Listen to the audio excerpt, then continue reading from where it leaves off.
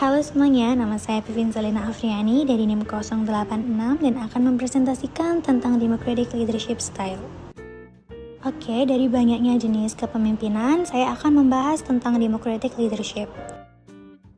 Democratic Leadership ini merupakan gaya kepemimpinan yang pimpinannya itu selalu melibatkan anggota timnya dalam proses diskusi, musyawarah, brainstorming untuk mencapai hasil diskusi dalam menetapkan keputusan. Dalam gaya kepemimpinan ini, pimpinan tetap pegang kendali untuk pengambilan keputusan. Namun, dalam prosesnya selalu melibatkan anggota tim untuk diskusi, untuk mencapai hasil yang lebih baik dan lebih matang. Nah, ciri-ciri kepemimpinan demokratis itu biasanya yang pertama, selalu ada diskusi dan musyawarah.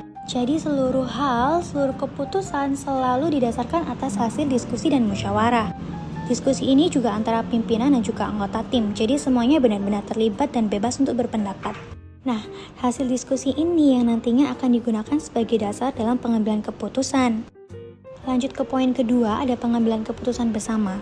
Nah, jadi hasil dari diskusi dan musyawarah itu akan menentukan hasil yang akan digunakan sebagai dasar pengambilan keputusan. Makanya dibilang kalau keputusan bersama karena memang seluruh anggota dan pimpinan terlibat. Jadi bersama-sama mencari tujuan untuk keputusan ini. Tapi tetap pemimpin yang memegang kendali untuk menentukan keputusan mana yang akan dipilih, tapi berdasarkan hasil musyawarah bersama tim. Yang ketiga, ada hubungan pimpinan dan anggota harmonis. Dalam hal ini, karena pimpinan selalu melibatkan anggotanya, anggota pasti merasa dihargai, dihormati, dan juga dilibatkan dalam segala proses pengambilan keputusan sehingga hubungannya lebih erat, lebih akrab, dan harmonis. Karena dalam tipe kepemimpinan ini, pimpinan itu bukan sebagai sosok yang kejam atau mengerikan gitu, tapi malah sebagai kayak partner kerja untuk saling berdiskusi dalam pengambilan keputusan.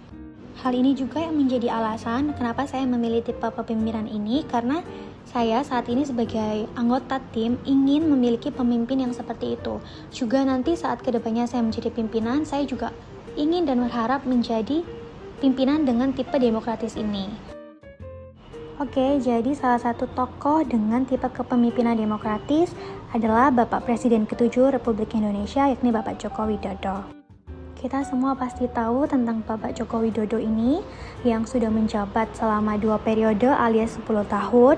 Selama periode itu kita bisa melihat bahwa kerja Pak Jokowi itu sering melakukan belusukan ke pasar, ke kantor-kantor, ke petani-petani, ke wilayah-wilayah terpencil untuk benar-benar hadir dan melihat secara langsung kondisi rakyat, kondisi pasar seperti apa. Nah, hasil dari belusukan itu nantinya akan menjadi bahan dasar dalam Pak Jokowi menentukan program bantuan masyarakat. Tentunya yang dibantu dengan beberapa menteri saling berkolaborasi dan bekerja sama. Jadi misalnya belusukan ke pasar atau ke pertanian, wilayah terpencil, jadi Pak Jokowi juga akan bekerja sama dan berkolaborasi dengan menteri-menteri yang memang relevan di bidang tersebut. Hal ini menunjukkan bahwa Pak Jokowi menerapkan kepemimpinan tipe demokratis karena tidak hanya melihat dari satu sisi, satu sudut pandang, atau hanya laporan data saja, tapi juga melihat sesuai dengan kebutuhan lapangan, jadi fakta di lapangan. Lalu kemudian apakah ini merupakan tipe yang baik dalam kepemimpinan? Jawabannya tentu kita lihat dulu di sini. Ada beberapa keuntungan atau dampak positif dari kepemimpinan ini. Yang pertama, tim menjadi aktif dan loyal karena mereka merasa dilibatkan, dihargai dan dihormati oleh pimpinannya. Kemudian keputusan yang diambil lebih matang karena memang berasal dari berbagai sudut pandang dari anggota tim yang kemudian dipilih secara objektif oleh pimpinan. Sehingga keputusan yang diambil benar-benar sudah yang terbaik dan matang hasil diskusi. Selanjutnya ada kerjasama tim yang kuat. Hal ini pasti karena seluruh proses dilakukan secara bersama dari atasan maupun dari anggota tim. Baik pimpinan maupun anggota tim, mereka sering bekerja lebih aktif, bekerja sama, kolaborasi, saling berbagi sudut pandang dan pendapat sehingga pasti kerjasamanya lebih kuat. Dan hal ini juga yang akhirnya membangun lingkungan kerja yang kekeluargaan, yang harmonis dan terkesan lebih akrab. Karena memang semuanya berperan sebagai partner, bukan yang membatasi antara pimpinan ataupun bawahan secara kontras. Lalu apakah ini akan selalu cocok diterapkan di seluruh perusahaan atau organisasi? Tentunya tidak, karena kepemimpinan ini juga memiliki beberapa kekurangan atau dampak negatif. Yang pertama pastinya ada perbedaan pendapat. Dalam sebuah organisasi atau perusahaan kan terdiri dari banyak kepala dengan pola pikir dan isi pemikiran pendapat yang berbeda-beda. Nah, ini apabila tidak dapat dikelola dengan baik, perbedaan ini akan menimbulkan konflik.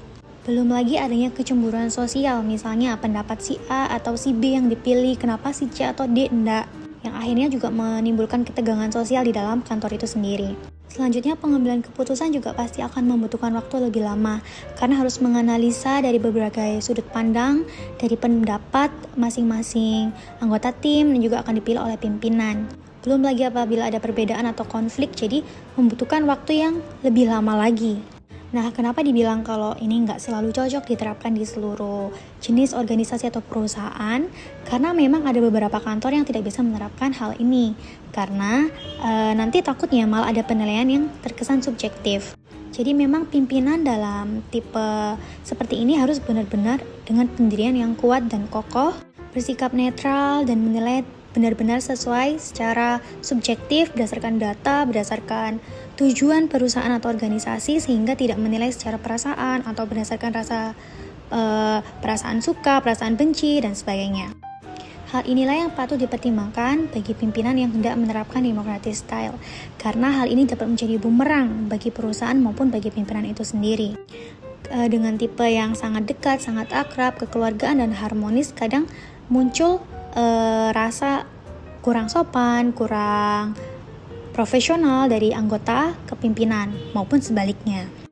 Oleh karena itu, benar-benar perlu menerapkan tipe kepemimpinan yang sesuai dengan jenis perusahaan, jenis organisasi, dan juga masing-masing karakter pribadi pimpinan masing-masing.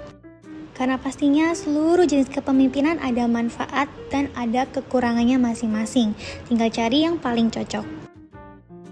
Oke, sekian dari saya. Terima kasih sudah mendengarkan. Semoga ketemu di kesempatan yang lain. Bye-bye.